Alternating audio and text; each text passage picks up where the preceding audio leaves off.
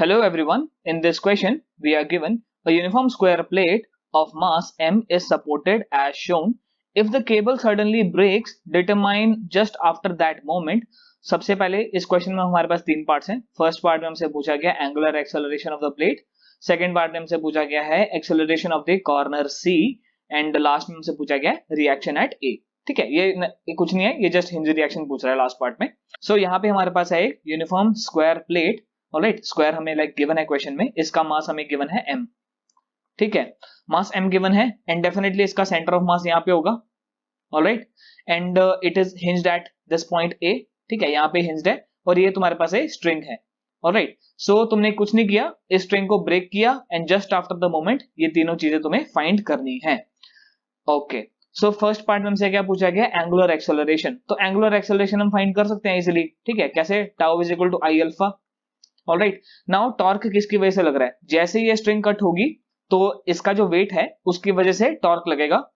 ठीक है, अबाउट ए, तो वो हमें फाइंड करना पड़ेगा पहले टॉर्क. ठीक है, सो डेफिनेटली वेट है तो ये है तुम्हारे पास mg. ऑलराइट, अच्छा, now what is this distance. वैसे काफी स्ट्रेट फॉरवर्ड चीज है, आई थिंक तुम्हें पता होना चाहिए. ठीक है, अगर इसका साइड l है तो डायगोनल का जो लेंथ होता है वो होता है तुम्हारे पास l अंडर रूट 2. ठीक है, तुम्हें क्या चाहिए, डायगोनल से half, so l root 2 by 2 that is l by under root 2. ठीक है, सो ये तुम्हारे पास l बाय अंडर रूट 2 आ गया. सो टॉर्क को तुम लिख सकते हो that torque is equal to mg l by under root 2. ठीक है, और this should be equal to alpha times i. Now problem है कि i क्या है, what is the moment of inertia.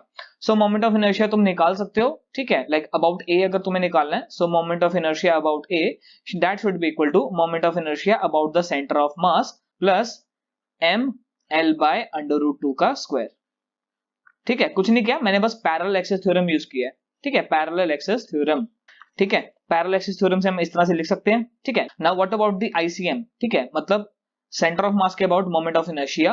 ठीक है, वो तुम्हें आई थिंक पता होगा, अगर स्क्वायर प्लेट का अगर तुम्हें याद है तो आई थिंक देखो काफी स्ट्रेट फॉरवर्ड सी होती है वैसे ये भी चीज. ठीक है, लाइक अबाउट दिस एक्सिस तुम्हारे पास जो मोमेंट ऑफ इनर्शिया होता है वो तुम्हारे पास आता है ml स्क्वायर बाय 6. ठीक है, इसको डिराइव कैसे करते हैं, इसको तुम परपेंडिकुलर एक्सिस थ्योरम से निकाल सकते हो कि जैसे इस एक्सिस के अबाउट और इस एक्सिस के अबाउट. ठीक है, अभी अच्छे से मैंने अलाइन करके बनाया नहीं है. ठीक है, बिल्कुल फ्री हैंड ड्रॉ कर रहा हूं मैं. सो आई होप सो ये चीज तुम्हें समझ आ रही होगी. ठीक है, लाइक इस एक्सिस के अबाउट तुम्हारे पास ml स्क्वायर बाय 12 होता है और इस एक्सिस के अबाउट भी ml स्क्वायर बाय 12 होता है. So ml square by 12 plus ml square by 12 that will give out to be as ml square by 6. ठीक है, आई होप सो ये चीज तुम्हें क्लियर होगी.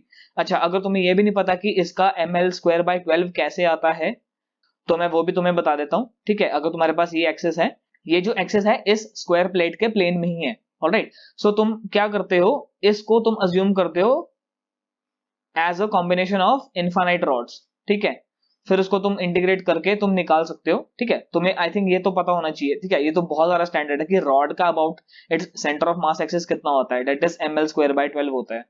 ठीक है, ये तो काफी स्टैंडर्ड सी चीज है, आई थिंक ये चीज तो तुम्हें पता होनी चाहिए. ठीक है, तो तुमने कुछ नहीं किया, बहुत सारे रॉड्स को तुमने इस तरह से स्टैक कर दिया. अच्छा, तो अब हम इस चीज को डिस्कस कर ही रहे हैं तो चलो एक चीज और तुम्हें बता देता हूं. ठीक है, लेट्स से तुम्हारे पास ये रॉड है. ठीक है, इस तरह की, इसका मोमेंट ऑफ इनर्शिया तुम्हें पता है कितना होगा. नाउ लेट्स से मैं ये वाला जो पीस है, ठीक है, रॉड का ये वाला जो हाफ है, इसको मैं कट करके उसको मैं यहाँ पे लेके चला जाता हूँ, तो क्या इस एक्सिस के अबाउट मोमेंट ऑफ इनर्शिया पे फर्क पड़ेगा? नहीं पड़ेगा. ठीक है, अगर तुमने सही सोचा तो नहीं पड़ेगा. अनटिल एंड अनलेस अगर मैं इसका जो रिलेटिव डिस्टेंस है with respect to this axis अगर चेंज करूं. ठीक है, लेट्स से अगर मैं इस रॉड का ये वाला जो हाफ है इसको उठा के लेट्स से अगर मैं यहाँ पे लेके चला जाता, ठीक है, तो फर्क पड़ता. ठीक है, आई होप सो ये चीज तुम्हें समझ आ रही होगी कि जैसे मोमेंट ऑफ इनर्शिया है वो मास पे डिपेंड करता है and also it depends on the orientation of the mass. ठीक है, कि कितने डिस्टेंस पर है. ठीक है, सो लेट्स से अगर मैं फर्स्ट केस की बात करूं, सो मैंने कुछ नहीं, पैरेलली शिफ्ट किया है with respect to this axes. ठीक है, तो कोई फर्क नहीं पड़ा.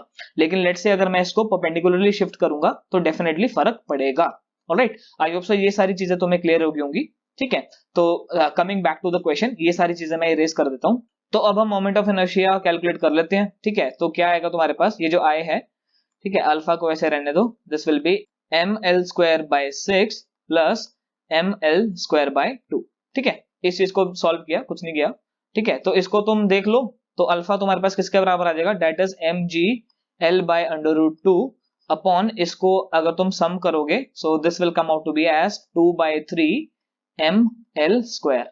ठीक है, सो यहां से तुम्हारे पास m से m कैंसिल हो गया और l से l भी कैंसिल हो गया, so this will come out to be as 3g upon 2 under root 2 and यहाँ पे तुम्हारे पास l भी आ जाएगा। ठीक है, आई होप सो ये तुम्हें समझ आ गया होगा। So this is your angular acceleration of the plate. ठीक है, नेक्स्ट हमसे पूछा गया है what is the acceleration of the corner C। ठीक है, तो C कॉर्नर है तुम्हारे पास यहाँ पे। ठीक है, तो let me just redraw the figure. So ये है तुम्हारे पास स्क्वायर। ठीक है, ये है तुम्हारे पास एक्सिस ऑफ रोटेशन, ये है तुम्हारा सेंटर ऑफ मास, ये है तुम्हारे पास point C। So what is the distance of this point C from the axis of rotation. ठीक है, this is L under root 2। ठीक है, आई होप सो ये चीज तुम्हें क्लियर होगी। ठीक है, ये तो हमने पहले भी डिस्कस किया, डायगोनल की लेंथ के बराबर ही होगा। ऑलराइट, सो देखो कुछ नहीं होता, लीनियर और एंगुलर एक्सेलरेशन के बीच में क्या रिलेशन होता है, A is equal to are alpha. ठीक है, लेकिन यहाँ पे R की जगह क्या आएगा तुम्हारे पास, L अंडर रूट 2 और यहाँ पे तुम्हारे पास अल्फा की वैल्यू ये है, that is 3g upon 2 root 2 L। ठीक है, तो इसको सॉल्व कर लो, कुछ नहीं है। ठीक है, ये दो कैंसिल हो जाएंगी चीजें और तुम्हारे पास 3g/2 आंसर आ जाएगा सेकंड पार्ट का। ठीक है, आई होप सो ये चीज तुम्हें क्लियर होगी। काफी सिंपल सी चीज थी वैसे ये। ठीक है, लास्ट पार्ट में हमसे क्या पूछा गया है, रिएक्शन एट ए। ठीक है, ये हिंज रिएक्शन की बात हो रही है यहाँ पे। ठीक है, अगर तुम्हें हिंज रिएक्शन का पता है तो फिर तो बहुत ही इजी है, अगर नहीं पता तो भी it is fairly easy actually. ठीक है, तो देखो क्या होता है कि जैसे जो हमारा एक्सल होता है और जो हमारा एक्चुअली जो बॉडी होती है, ठीक है, अभी चलो मैं इसको रॉड के जरिए ही समझा देता हूं तुम्हें। ठीक है, तो यहाँ पे भी रिएक्शन फोर्सेस एग्जिस्ट करती हैं because these are two different bodies actually. ठीक है, लाइक जो एक्सल है और जो तुम्हारे पास जो रॉड है, ठीक है, जो पाइवटेड है अबाउट दिस, तो they are actually two different bodies. ठीक है, सो लेट्स से अगर तुम्हारी रॉड है वो इस तरह से लाइक रोटेट कर रही है about this axis, so definitely जो तुम्हारे पास रिएक्शन फोर्स आएगी वो इस डायरेक्शन में आएगी on this rod.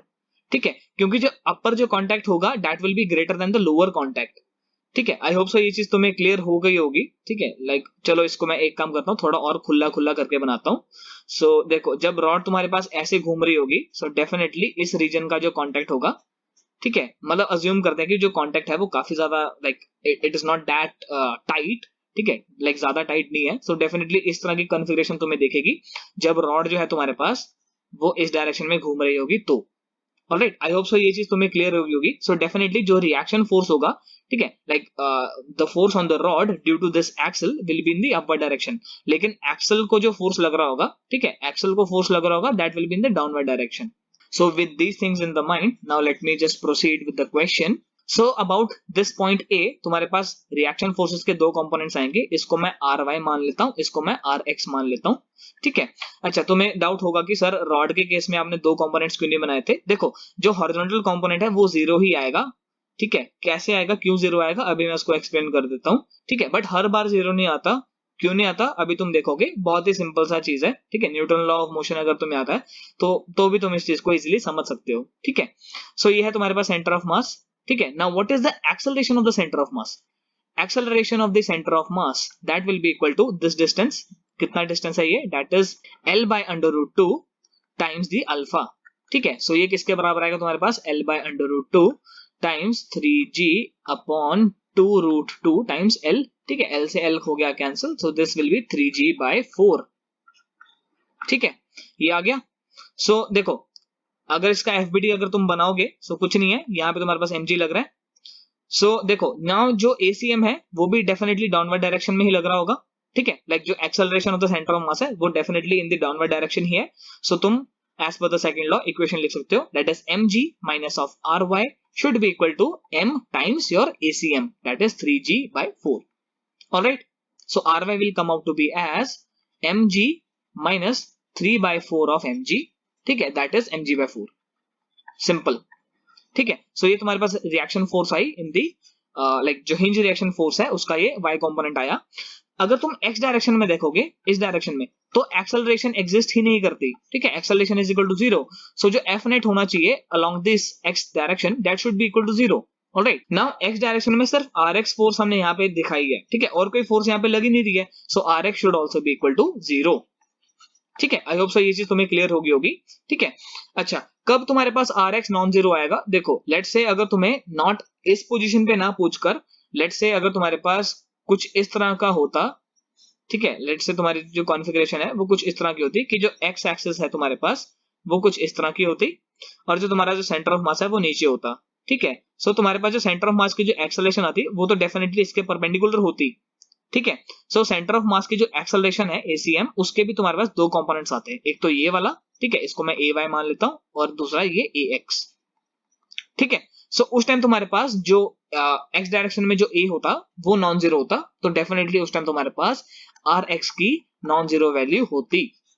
Alright, so I hope so ये क्वेश्चन तुम्हें समझ आ गया होगा। इसमें काफी सारे कॉन्सेप्ट्स यूज हो रहे थे, काफी बेसिक कॉन्सेप्ट्स यूज हो रहे थे। ठीक है, like parallel axis theorem, perpendicular axis theorem, और फिर तुम्हारे पास a is equal to are alpha. ठीक है, वो कोई कॉन्सेप्ट नहीं है, वो तो बच्चे बच्चे को आता है। ठीक है, और तुम्हारे पास एक हिंज रिएक्शन का कॉन्सेप्ट वो भी इसमें हमने यूज किया।